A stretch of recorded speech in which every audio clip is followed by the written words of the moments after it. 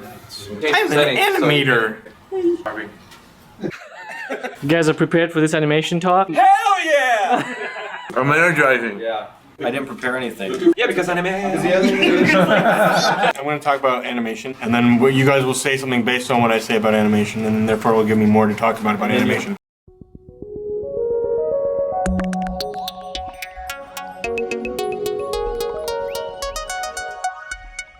You wish you knew this one thing when you were in school. You wish somebody had told you that. What will it be? We're going to go across, so I'm going to start with Mike. What would it be, Mike?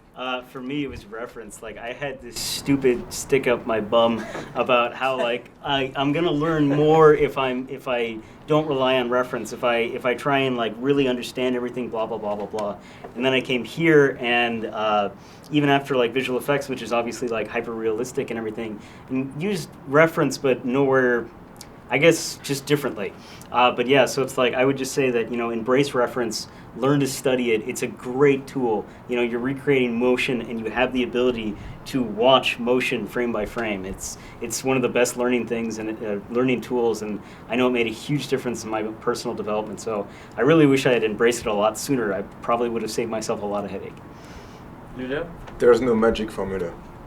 That's my... But it's reference. So that's where I don't agree with you. But my magic formula was drawing. I mean, in a sense, like, I mean, to me, it's just, when I was at school, I was like looking at all like the Pixar movies, the Dreamworks movies, and it was like, there might be something that I don't get. Like, there's one thing that I don't understand, And it would that's, click as soon and as soon as I get it, I'm gonna be like awesome. And there's like stages where, you know, you grow as an animator and you clearly see like these clicks, like you understand something, and then your animation goes like so much better than it was like a month before. But it's not the one thing, it's like a lot of things. And I think it's, I mean, to me, it took me time to find the things that I can rely on. Could be, I tried everything, like reference, drawing, doing the stuff from my, you know, my own brain, like not watching anything. And I think I like the reference stuff, but to me, it's not necessarily like filming myself, it's more like observing stuff around me. And that becomes a reference for me later, but I don't really use it as a reference. But definitely, I mean, if someone could have told me, like, there's no magic formula. Like, you just work, take it easy, just take everything you can every day, you know, everything you learn is going to bring you something later. But don't wait for the magic thing to happen, because it's just like working. Awesome. Joe? I think for me, what I wish I did more early on was study even more the classic stuff and just stuff that's going on in other parts of the world in animation. Because I think mostly I was looking at CG stuff. I mean, I grew up on 2D animation, but when I was actually learning animation, I could have spent more time studying how they did it and then not have a barrier between 2D and 3D where, look how they did that. There's no reason I can't do that like in my school project. I can, you know, I make this rig, I can put clusters on it, I can bend it around. Like, there's like a limitation that you almost put there. There's like a wall between it when I was a student where it's different. Like, even in my school, we didn't have any kind of transition from 2D to 3D in classes. So we learned like this 2D workflow and we didn't know how to use it in 3D. It took me a while to figure out how to apply that, and just not to limit yourself, I guess, really, in what you can do, because you can do anything in animation, and for some reason CG we tend to limit ourselves. Yeah. And yeah. Ted? I would probably wish someone had told me that it doesn't get easier. Oh, Jamie stole mine. Yeah, and that it's very uncomfortable, and that's a good thing, because once you know that, you can put aside being perfect, and you realize that you do get better. But in order to get better, it's difficult, and in order to learn, you have to be uncomfortable. And I think if you're pushing yourself as hard as you can, you really, really care, and you study it and you love it, and you keep at it, frustratingly, it doesn't get easier, because your increments of improvement narrow down, and it takes that much more to push through to get better, because my ability to communicate in 2D, I think still was a little superior to what it is for me now. But I love getting there. I love pushing and getting that little extra edge, because it allows you the opportunity, because, you know, you can push the refinement in CG much further than you could in 2D in some ways, technically. And to find that extra, it's awesome, but it's really, really hard. But I think that's good. You know, I wish someone had told me that. And it's good because as long as you see it's hard, means you're getting better. Exactly. And if you're feeling that resistance and you're actually working, if you're not lying on your bed going, oh, I wish it was easier. You know, if you're there working and studying and looking at other people's things and asking for help and asking advice and watching different types of animation or going to see a movie or going to see dance just to refresh your brain, you know, sometimes you have your biggest transitions in improvement when you're not around animation table or your screen, you know. David?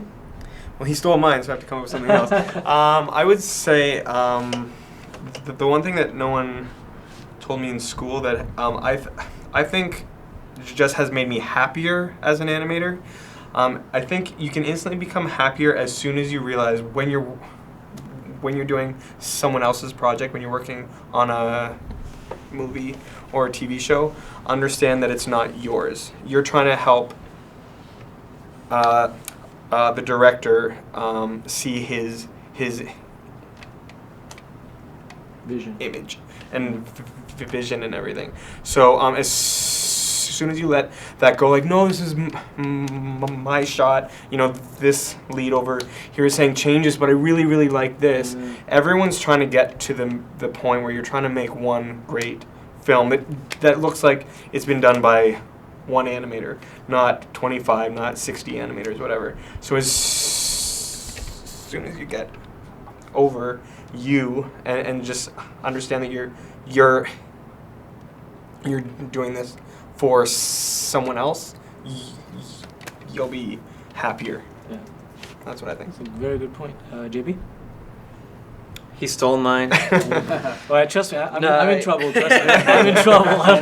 Why didn't you go this I way? don't know. I'm not even thinking about it right now. He's like, baby, baby. Yeah. Baby. labor, baby. I don't know. There's a lot. Me. A cheesy one again. That sounds really cheesy. And you kind of said it. It's stay humble. And you said it, so I won't use that. But definitely stay humble and like let everybody help you and help everybody as well, because that's the best way you're gonna learn.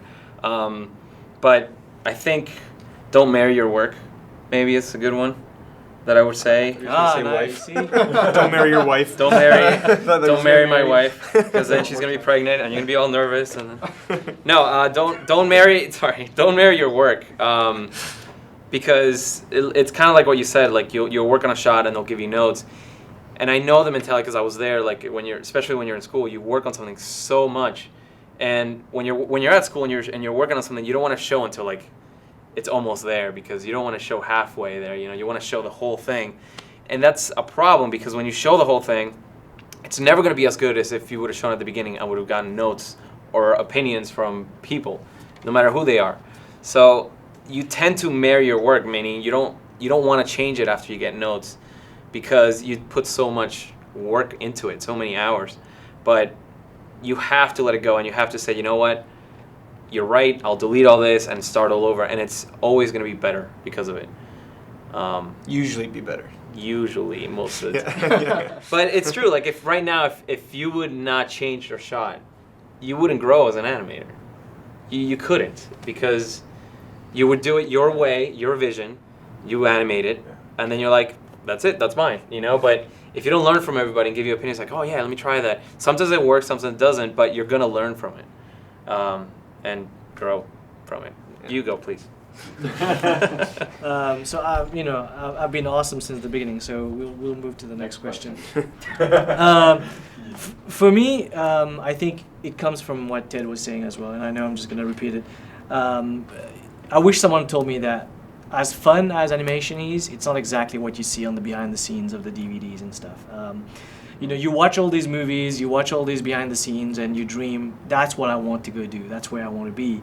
But you don't realize there's only a handful of people out there doing it. And the reason is because it's really hard to get there. And that journey is so stressful.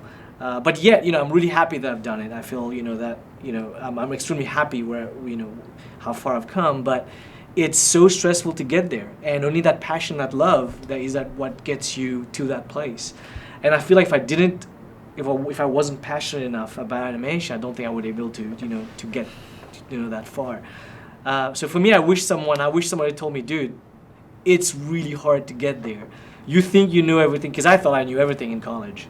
I thought I was competing with my friends in class. I thought I was like, all right, I got this.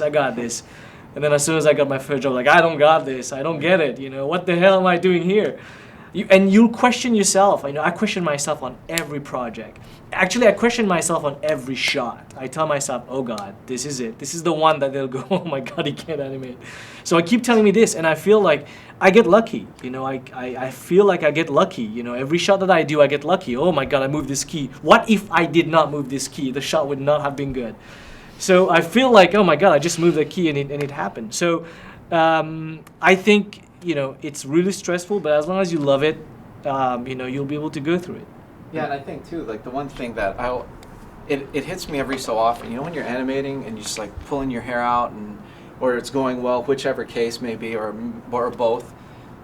I often think, the thing I tell students too is that we're the same person, that student and me, because you know why? At one point you're animating, you feel like you don't know what you're doing, you hit play, and then all of a sudden from nowhere there's something moving and it's alive and it makes you react like, cool, and people around you, it could be the roughest thing ever, and they're like, wow, and it's got that spark. It's the exact same feeling that they have, that I had, that we get now. Every day when it turns out you get and if you have that feeling, who's to say you can't go as far as you want to go? Because it's the same thing that we strive for every day, to get that same feeling, to show other people to get that same reaction. It's always the same. It's always in. Yeah, Ted, taking your 2D class and having that feeling again for the first time is so weird. And The ball is bouncing. It's the reward center. That's the drawings moving. No, it was great, and it made me feel like a kid again. It was really rejuvenating. I was so especially, happy. Sorry, I was so happy when I saw that flower sack move again. Because I haven't done 2D since college, and then it's the same thing. Every time you do it, it's like three times in your career, you do it again, and all of a sudden you're just like, oh my God, it's alive! I did that. And it's also, for me at least, it was because you're so used to hitting play blast or hitting play, whatever program you use, sooner than you should. And I try not to do that, but when we were in the class and you're doing 2D, like, you can't hit play. You just got to finish the whole thing, you got to block the whole thing, and then shoot it, and then play it. So I had to wait, and then when you see it, it was terrible, but I saw it moving, and I was like, oh my God! It wasn't terrible. My noodles are moving. You say noodles or doodles? It was a noodle doodle. Cool. So here's a tricky question, and I know this is probably the one thing that no students out there think about this. I bet you no students actually think about it, but we do. It's something that we all do whenever you start working in a studio, any studio that you work for. So I'm going to start building attention. So I'm nervous. So this question is a tricky question. In any company that you work for, I'm just going to set the stage. Any company that you work for, there are different levels of shots that you get, and you don't think about this whenever you're a student. So they are, we grade them. We call them AAA shots, A shots, B shots, and C shots. And everywhere you go, you'll get this. And the AAA shots are the best shots, the hero shots, the close-up shots, the mid shots, and the C shots are the shots that has all the constraints, 20 characters on screen. These are the shots that no one really wants. Or a 12-frame reaction shot. Oh, 12-frame reaction shot. So working in a studio. So what do you do to start getting? Let's say when you start with the C shots. When you're a beginning animator in a studio, a junior animator, you always get the C shots. You have to prove yourself. So what do you need to do to start getting these AAA shots? On behalf of CGTarian.com, thank you for watching. That concludes this session. We hope to see you for the next one.